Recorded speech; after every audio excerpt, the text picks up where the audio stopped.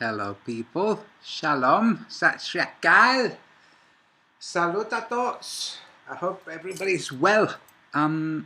Today we're going to cover two topics mainly. One, kind of this pandemic silliness, and two, what we went over yesterday for a little bit of clarity for the Globe believers. So first, I can't see the chat by the way folks, so please forgive that I can't be in there chatting with you guys, but I hope you enjoy.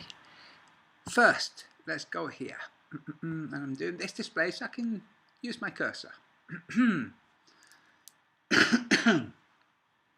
What we have is from The Guardian, AstraZeneca boss. So I've highlighted this area here. Concerns over moves to raise the maximum share bonus Soriot, that's the guy's name, can receive under a long-term plan from 550% of his £1.3 million base salary to 650%. AstraZeneca also plans to hoist Soriot's maximum annual bonus to 250% of salary from 200%. Depending on performance targets being hit. What does all of that mean? Well, this 550 to 650% is regarding shares, okay?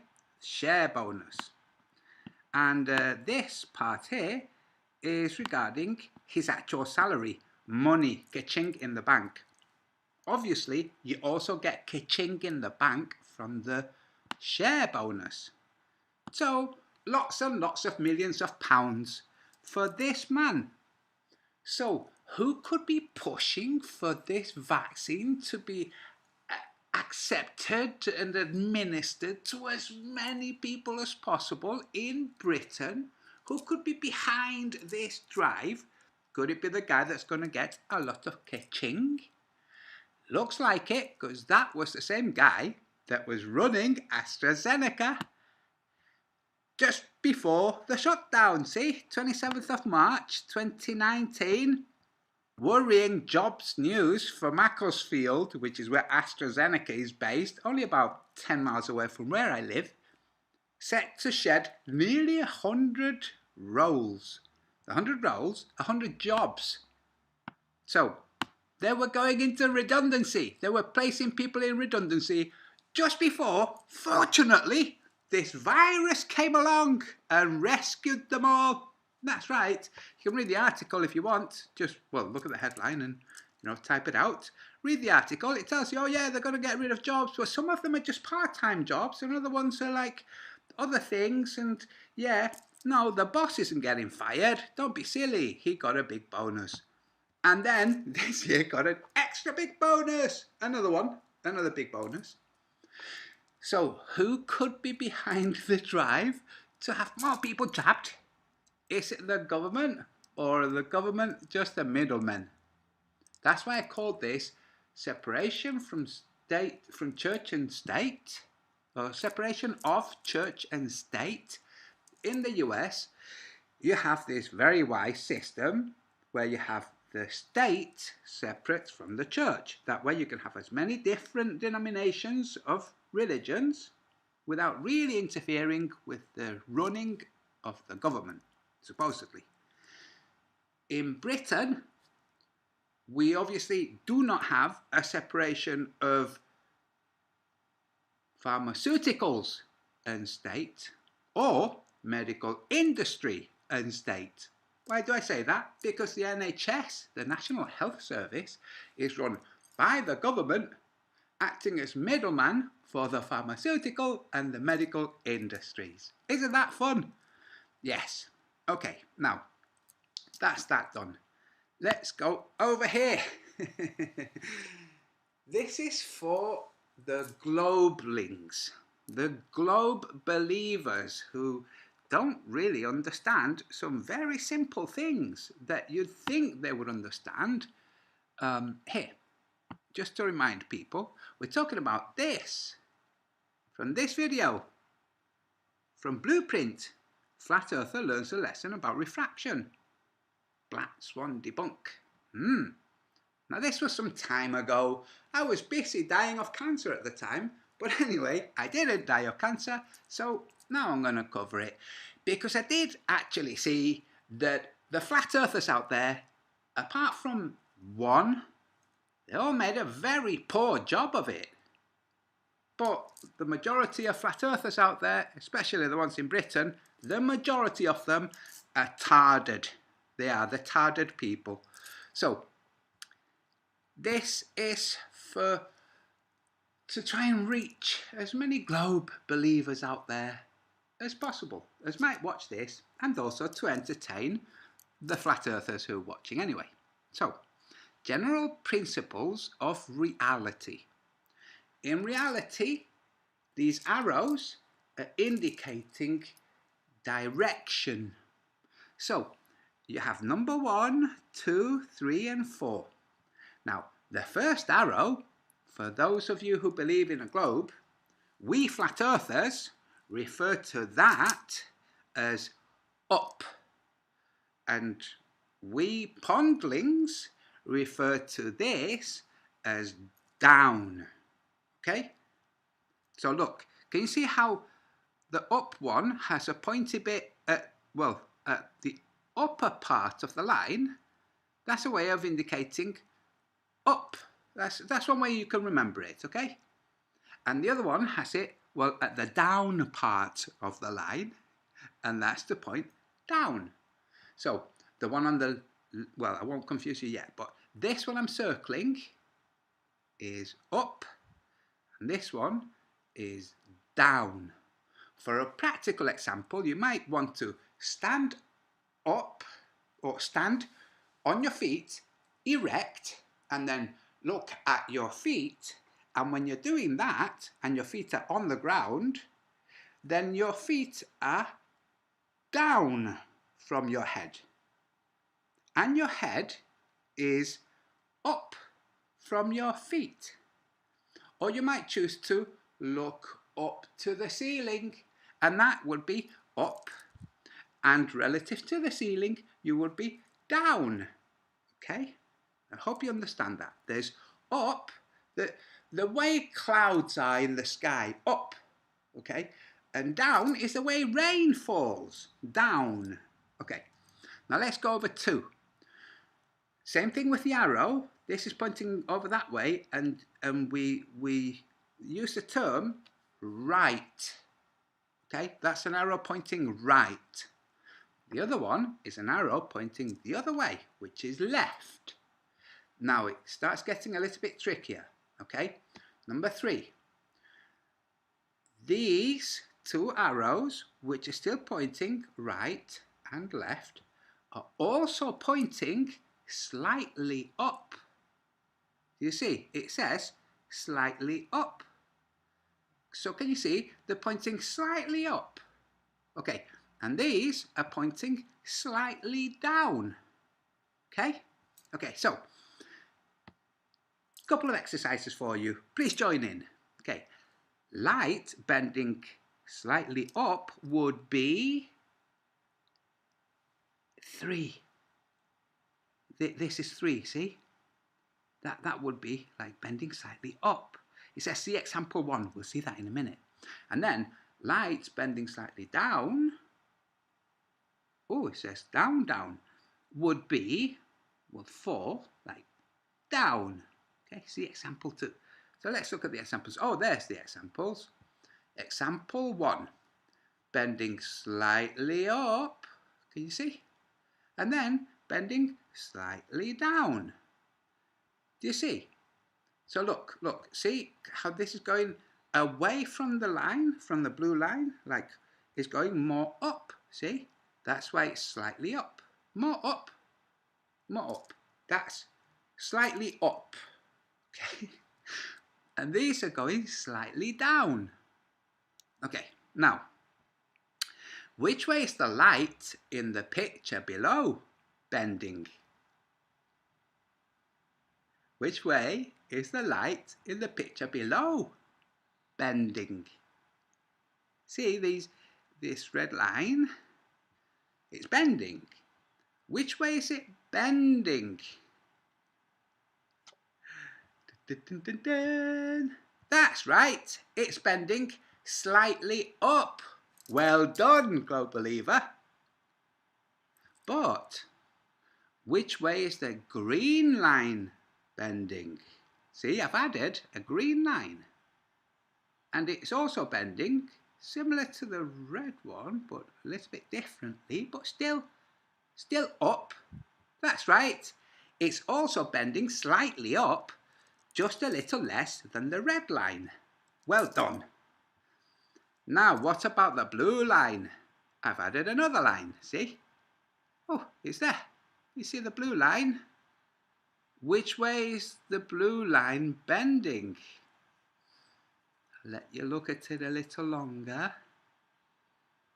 Which way is the blue line bending? Well, look, it looks like here it's a little bit closer to this banding, and here a little bit farther away, and here a little bit closer, and here a little bit farther away. That's right. It's bending slightly up and down. Well spotted. Now here's a tricky one. How must the lines bend in order to arrive at the observer's new height? Where's the, oh look, there's the observer's new height. Look, they're tiny. Okay, the observer is a lot smaller than the platform. It's not as big as a platform like this great big giant. No, there's more temperature variance, more density variance between the entirety of the platform through all the various variants it goes through, or it's in its environment, and the tiny little person here. So which way, how must the lines bend in order to arrive at the observer's new height? You see, the observer's height in this image that was drawn by a Groebling to try and understand how this picture of the Earth was kind of resolved by reality. He made this, and I just placed a tiny person instead of a giant. A tiny person, in reality, would be smaller still. It's only 2 feet off the surface of the water, and this black curve is playing the role of the surface of the water. Now, it says here, look, at the bottom, hint, draw 2 lines. On, it says on, it should be 1 from the top and 1 from the bottom of the structure. So that would be 1 line from the top and then 1 line from the bottom to arrive at the tiny observer with his new height. Okay, got that. Let's see. Aha, look. If you drew something like this to show lines bending both up and down, well done. See, look. See how the green line is curving down and down and down to the observer here. Look at the observer, see? He's reaching his eyes. And that's curving down, okay? And this part here, where the base of the structure touches the water, well, you can you see how it's going up from the surface of the water? Can you see? So this line is going slightly up. So the light is going down and up at the same time. Okay, now here's a picture of a platform taking at around, I don't know, 9.4 miles from 2 feet elevation. You see the bottom, the very bottom, and the horizon a bit beyond it, but there's the bottom of the structure. Notice how these aren't all massively distorted, like the ones used in thumbnails by silly flat earthers who, for some reason, chose to take a freeze frame or a screen grab of the most distorted image they could instead of the least distorted image. But never mind. So here's a photo taken from 2 foot elevation, 9.4, I think it was actually 9.6 miles from the platform. And here's another photo to consider. See, this one. Now, the guy that made this video is the only one that actually made anything reasonable regarding all of this. So, also from 2 feet elevation. Do you see? But let's see. Look, number 6 is 11.2 miles away. That's a lot of distance away. That's more than 9. All of these. You shouldn't really see the bottom of any of them, but you're seeing the bottom of all of them. Okay? Now, the same way that I've done all of this, see? All these, we could do the same, but with 3, just take 3 of these, just choose 3 of them, choose the distant ones, choose number 6, number 4, and number 1, okay? Right. And then, well, we would have this, and we'd have, well, the more distant one, the less distant one, and the less distant one. Now, how are you going to bend the light? See how I've bent the light here? And Groeblings will be like, yeah, perfectly reasonable. Yeah, it's okay, because the blue one, look, this is what Groeblings might say. The blue one is moving into a less dense, and therefore towards the normal, because it's going from literally sea level to 2 feet above sea level. So it's bending ever so slightly up, whilst also bending around the curvature. And this one is going from a lighter medium to a denser medium, so it's bending down towards the normal. Okay. Now, care to draw the same thing, but with 3 towers? 3 turbines? How are you going to draw it? How are you going to draw from 3 points on the water, let's say here, here, and here, to, well, skim the surface maybe, all of them skim the surface, and then all of them start to go up somehow? I mean, I don't know, how are you going to do it? You see, your curvature calculators say that for the observer to see the most distant turbine, it must be some 50 feet up in the air. I think it's 50 feet. Let me look at my notes. Yeah, 59. 59 feet up in the air in order to see the base of this one, and 43 feet to see the base of this one, and 27 feet to see the base of this one. But the observer is not at 3 different heights simultaneously. He's at 1 height.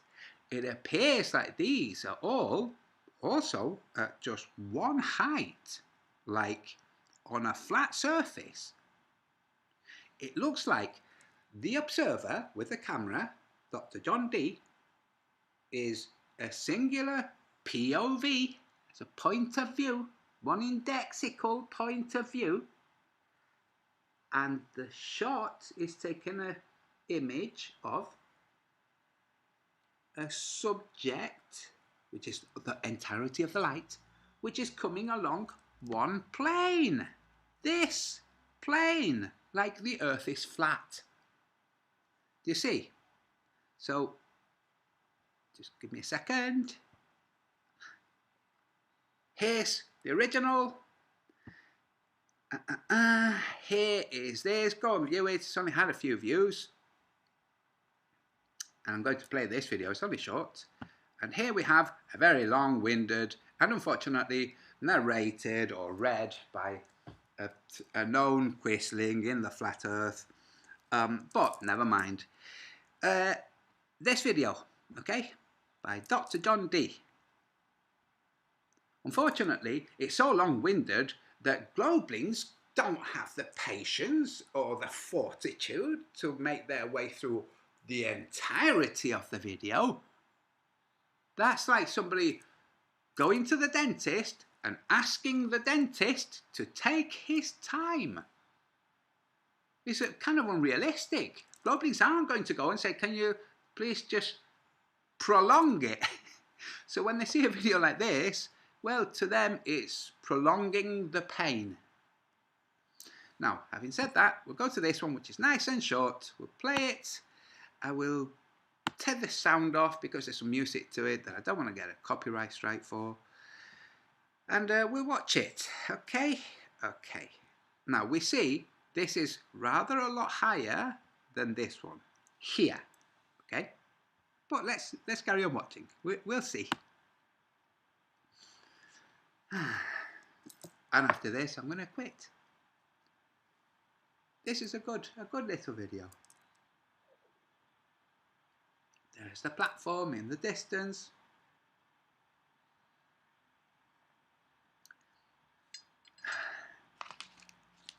The poor Globelings.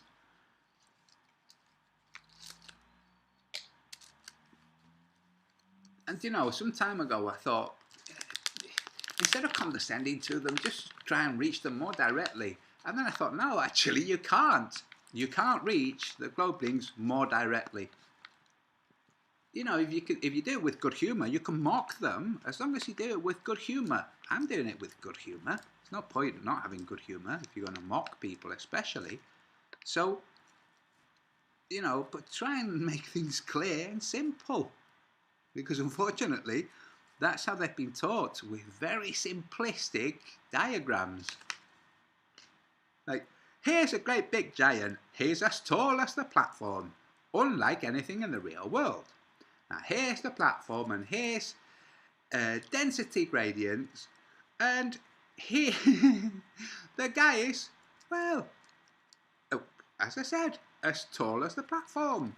So the rays from the platform, the beams of light from the platform, look how close he is to the water. What is that? Maybe a couple of feet? Maybe a couple of feet. Dun, dun, dun. Ooh. Photo opportunity. Look, the bottom and the bottom. Oh no. So, you see, you can't replicate this with a giant saying that the light from the bottom of this platform is bending up to meet the giant a couple of, well, a few tens of meters off the ground, because the camera is on the ground at an elevation of approximately 2 feet. So the light from this area here must be bending up 2 feet to fall into the camera, and the light from here must be bending down into the camera. See, because the camera is at the same density as this region. Okay? Do we have that? So look, where the light is bending slightly up here in the real world, is it here? No. In the real world, all of this light is bending slightly down. Otherwise it wouldn't be falling into the camera, see? So, there you go. I hope you enjoyed this. I hope you enjoyed the rest of your night or your day, whatever time you're watching this. And I was watching, just before I go, I was watching Russell Brand showing this government, American government, advertising dating websites that are promoting COVID jabs. You know, for all the super desperate people out there. Yeah, now, because I got a jab, if I want to be with someone else, I want them to have the jab. See? Because birds of a feather, they flock together. Not realising that to folks like me, and likely you, that's like, oh, brilliant. Hey, I have an idea. Why don't you put an armband on that lets us know your allegiance? Why don't you put an armband on and call it the Truly Affirmed Reality Democrat, or TARD for short. Okay, folks, that's it. I'm off. Bye-bye.